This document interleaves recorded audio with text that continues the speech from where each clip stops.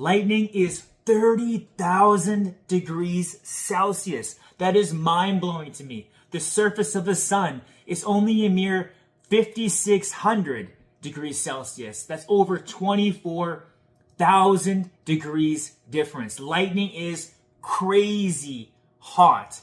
When lightning hits a tree, the sap boils and the bark explodes off the tree. The bark of a tree is its protective layer.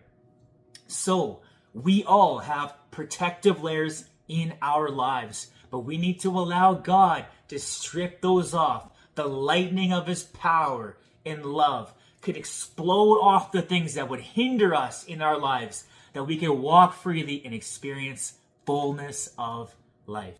This gives us confidence, knowing who we really are. It takes courage to embrace the real you, to live fearlessly, to embrace who you are and live out of who God has created you to be. Real men become leaders of love. Newsflash, we will not be able to muscle our way through all of life. There are some things that only love can accomplish. If you want to have a whole and complete life of freedom and victory, only love can make a way. We currently have a love crisis in our world, and it all comes back to our families. Our women, they depend on love. As men, we need to choose love in the highs, in the lows. We choose love no matter how tough it gets. We lead our family as servant leaders in unconditional love. Our world is depending on us. We need to learn how to love in the highs and to love in the lows, to love well as real men. And prayer is meant for everyone, especially the men in our households. We carry extra responsibility, praying over our family's protection and fullness of life. As we strip off the bark and open up to the lightning and power of the Holy Spirit, he influences us and empowers us to become true leaders. When we encounter God, we truly encounter love. 1 John 4:16 says, we have come into an intimate experience with God's love, and we trust in the love he has for us. God is love. Whoever lives in love lives in God, and God lives through them.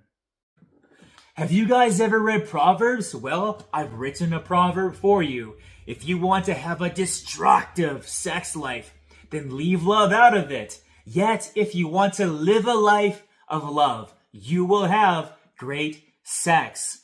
Sex is a wonderful gift from God, yet we can't let our gifts come before our God. We honor our women, and we honor our God as we keep love in its proper place.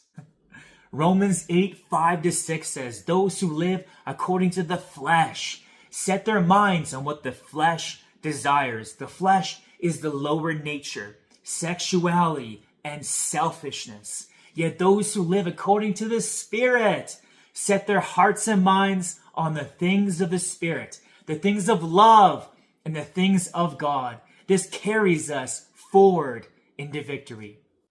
Dr. Caroline Leaf is a brilliant neuroscientist, and she has uncovered in the mind and in life the two foundational forces are fear and love. Here is a picture of fear. In this tree, its core is negative stress, branching off into learning problems, anxiety disorders, depression, addictions, and physical illnesses. Its roots are deep in toxicity. These are the things that none of us want in our lives. Here is a picture of love, and this tree's core is love. Its branches and fruit bear kindness, patience, peace, joy, goodness, faithfulness, gentleness, and self-control. Its roots run deep into rich, healthy soil, which always yield the abundant life. So there are two root sources in life, fear and love. I am thankful that I'm growing in my understanding of their significance because I am being tested in the tension of these two forces daily. We are born into this world in need of love, yet when that need isn't being met, fear can try to creep in and control us without us even being aware of it. Fear tries to control, yet love lets go and influences. Love is actually more caught than taught. We are influenced by love, and love leads us in a movement that is healthy for us. Love is an influence upon the heart. We learn how to love, and we lead in love, and this leads us into success. And when something seems impossible in life, remember that love will make a way.